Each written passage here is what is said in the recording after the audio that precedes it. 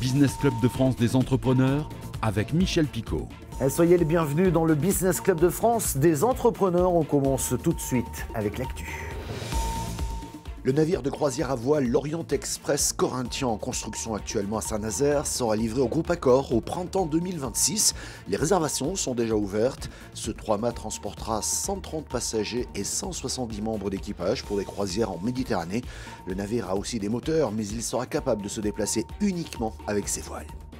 À Bresles, dans l'Oise, la jeune entreprise Ciao Mégots va mettre en service son unité capable de recycler 300 tonnes de mégots par an contre 10 actuellement. Elle a aussi déployé 10 000 cendriers dans toute la France pour collecter 1,5 milliard de mégots dès 2027.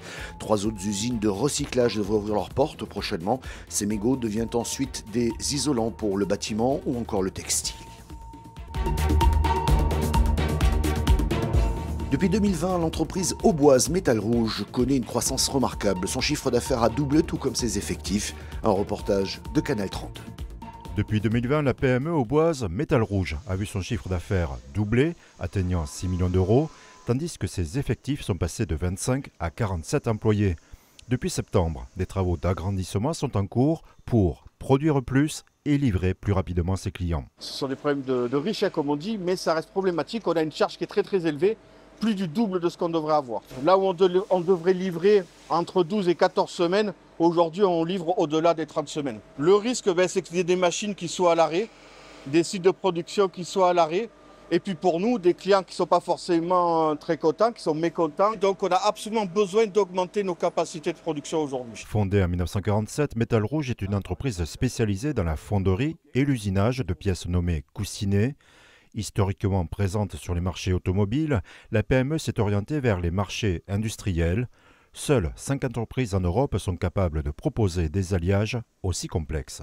Vraiment, notre particularité, c'est être capable de marier deux métaux différents par un processus de fonderie qu'on appelle la centrifugation. Vous avez le support en acier qui permet d'être costaud, de bien serrer dans son logement, et l'antifriction qui, lui, permet le glissement. Techniquement, c'est extrêmement compliqué. C'est pour ça que c'est un métier niche et que la concurrence est assez réduite en Europe et dans le monde. On est présent sur les secteurs de la pétrochimie, de la chimie, du ferroviaire, du naval, la cimenterie, la sidérurgie. Partout, on va trouver des machines de très forte puissance. Pour pallier les difficultés de recrutement, l'entreprise emploie et forme en permanence entre 5 et 7 apprentis. Ici, là, les tolérances d'usinage qu'ils vont appliquer, c'est 10 microns. Un micron, c'est 1000 fois plus petit que le millimètre. Sur ce marché de niche, Métal Rouge se distingue par un atout majeur, un bureau d'études dédié à l'accompagnement de ses clients. 70% de son chiffre d'affaires est réalisé à l'export, majoritairement en Europe et également en Afrique. Le chantier d'extension de 700 mètres carrés de locaux devrait s'achever début juin, permettant l'installation de nouvelles machines dans l'atelier actuel. On a des bureaux à l'intérieur de l'atelier qu'on va pouvoir supprimer et pouvoir installer de nouvelles machines pour pouvoir augmenter notre capacité de production. Et ça nous permettra notamment de réduire nos délais de livraison et continuer à prendre de la commande. L'entreprise est aussi engagée dans une démarche qui est de la réduction de l'empreinte carbone. Donc on installe notamment des panneaux photovoltaïques pour être capable à terme d'éliminer l'empreinte carbone de l'entreprise. Métal Rouge prévoit d'augmenter également ses effectifs à 75 d'ici 7 ans. L'écurie sartoise Dams s'offre un nouveau défi de taille cette saison et a besoin de nouveaux talents. Déjà engagé en Formule 2 depuis 2017, Dams se lance désormais dans la catégorie inférieure, la Formule 3. Pour le team sartois, tout est à construire dans ce nouveau championnat et ça se passe dans leur atelier basé à Ruaudin avec une équipe jeune. Un reportage Alexandre Ferreret de LMTV. Dans 2 semaines, elle sera sur ses 4 roues pour le Grand Prix d'Imola. 3e course du championnat en Formule 3. Déjà engagée dans la catégorie supérieure F2 depuis 2017, Dams se lance en F3 depuis juillet dernier. Même si on a l'expérience évidemment de la F2, on a eu beaucoup de découvertes en arrivant à F3, des nouveautés, voilà, beaucoup de choses à apprendre. En plus de ça, on a une équipe de mécanos et d'ingénieurs qui sont assez jeunes, donc pour eux aussi c'était une grande découverte. 11 personnes pour 3 voitures en Formule 3, parmi elles des stagiaires et des alternants, 2 en ingénierie et 1 en mécanique. On prend beaucoup de stagiaires, des alternants, pour qu'ils apprennent le métier d'ingénieur, pour qu'ils puissent revenir avec nous et directement être performants. On est aussi à la recherche de personnes qui connaissent un petit peu les nouvelles technologies. Typiquement, ce qui est intelligence artificielle, machine learning, ces éléments-là, c'est des potentielles ouvertures pour nous pour trouver des méthodes pour analyser la performance plus rapidement. Et les tâches sont diverses dans ce hangar. Préparation de la monoplace, simulation sur piste pour les pilotes. Niveau logistique, 14 tonnes de matériel sont préparées pour chaque course. Sébastien Frère, salarié chez Dams depuis 1994, encourage la nouveauté. C'est important aussi de renouveler l'équipe et puis d'avoir des nouvelles idées, des jeunes qui sont très dynamiques, qui ont les dents très longues, qui ont envie de révolutionner un petit peu le monde de la course et ils apportent des bonnes idées. Donc à nous aussi de garder les yeux grands ouverts pour leur dire non, je pense que là, on ne se dirige pas dans le bon endroit, mais bon, voilà. Depuis 37 ans, l'écurie sartoise a formé de grands pilotes dans le sport automobile d'aujourd'hui, comme Pierre Gasly en Formule 1 ou Sébastien Bourdet en championnat du monde d'endurance. Pendant sa thèse, Camille Granet, cofondatrice de Yumi Pharma, a constaté le comportement de la protéine sortelline lors des cancers du poumon particulièrement agressifs. Pendant ses recherches, elle démontre qu'un fragment de cette protéine possède une activité antitumorale.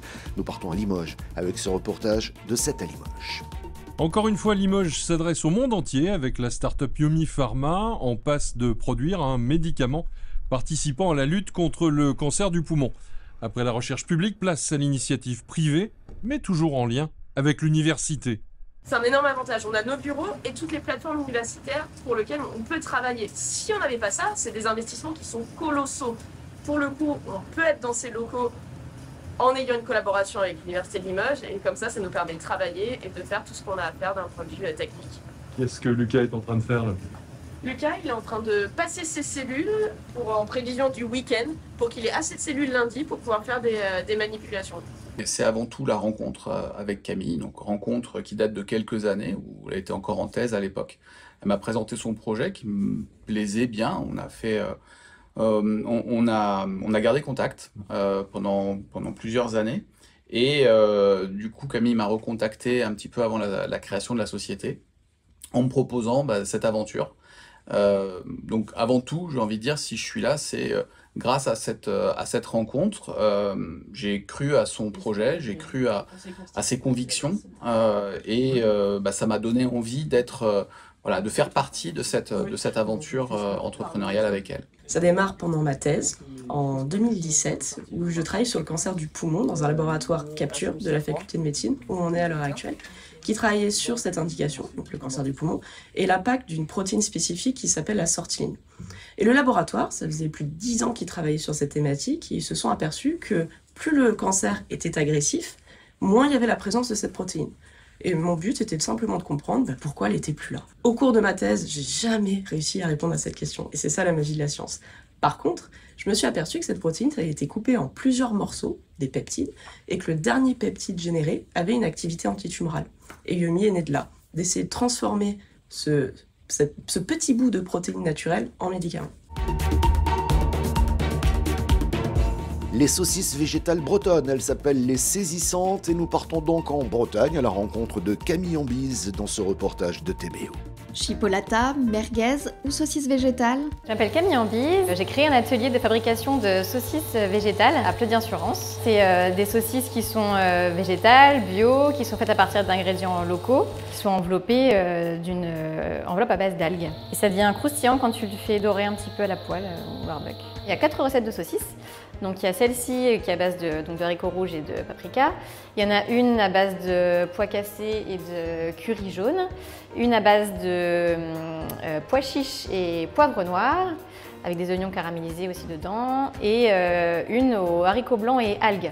Lancée dans l'aventure il y a moins d'1 an, elle produit déjà 800 saucisses par semaine.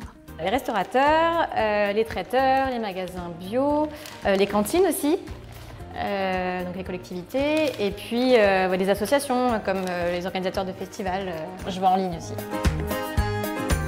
Quand tu manges végétarien, quand tu veux gagner un peu de temps et acheter quelque chose de facile à préparer, tu te retrouves vite avec de l'industriel. Donc moi, mon objectif, c'était un peu d'être l'artisan de la légumineuse, quoi. de permettre aux gens de manger de la légumineuse facilement. Parce que c'est vrai que la légumineuse, il faut la faire tremper, il faut la faire cuire, c'est long. Et là, on a un produit qui est prêt à l'emploi. J'aime me dire que comme on a un brasseur local ou un boulanger local ou un charcutier local, on aura demain le léguminier local. Et j'aimerais penser qu'il y aurait plein d'ateliers en France qui vont se développer localement, qui mettent en valeur les produits des territoires à travers la légumineuse et qui permettent aux gens de manger végétal et artisanal partout en France en fait. Et je compte être sponsor officiel de tous les barbecues de Bretagne cet été.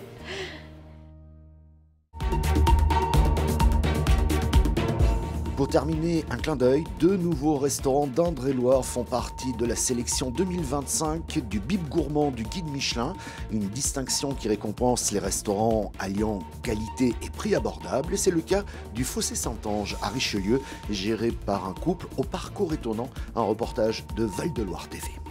Filet de veau, un veau pour monsieur. Ils étaient enseignants et danseurs et sont maintenant les gérants d'un restaurant. Johan et Colis ont repris il y a 1 an l'enseigne du Fossé Saint-Ange en plein cœur de Richelieu. Le couple au parcours professionnel atypique ne pensait pas un jour avoir leur propre restaurant. C'est un hasard parce qu'on se baladait dans Richelieu. Je disais à Johan, ce serait cool ma cuisine dans cet endroit.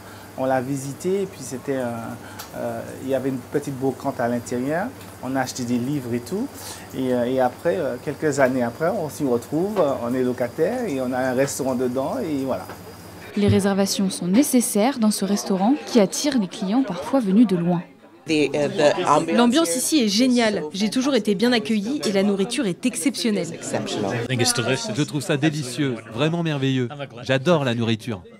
J'ai appris que ce superbe restaurant allait ouvrir.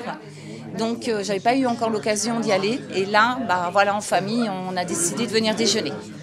Après seulement 1 an d'ouverture, c'est déjà la consécration.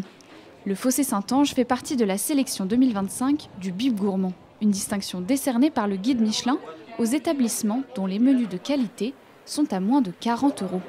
Il y a beaucoup de clients qui nous ont dit dès le départ, c'est sans doute un restaurant qui sera repéré, ça mérite une étoile. Alors, on se disait, les gens sont gentils, mais ils sont fous.